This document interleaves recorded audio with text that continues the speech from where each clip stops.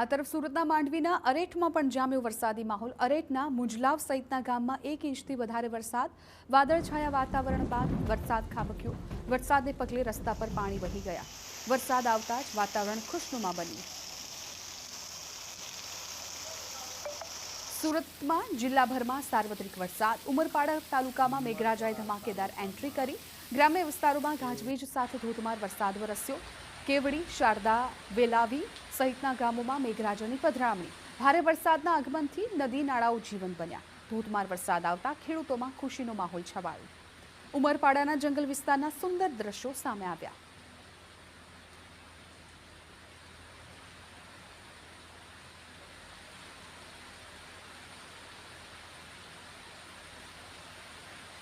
તો આ દ્રશ્યો સુરતના ઉમરપાડા વિસ્તારના છે। આ દ્રશ્યો જુઓ જંગલ વિસ્તારના કે જ્યાં ખળખળ નદી વહેતી હોય તેવા દ્રશ્યો ચોમાસા પહેલાં જ આવવા લાગ્યા છે। શહેરભરમાં તો ચોમાસા જેવો માહોલ છવાઈ ગયો છે। વરસાદનું આગમન થયું છે, પરંતુ હજુ સત્તાવાર ચોમાસાની રાહ જોવામાં આવી રહી છે। આ સાર્વત્રિક વરસાદથી અનેક વિસ્તારોમાં પાણી ભરાઈ ગયા છે।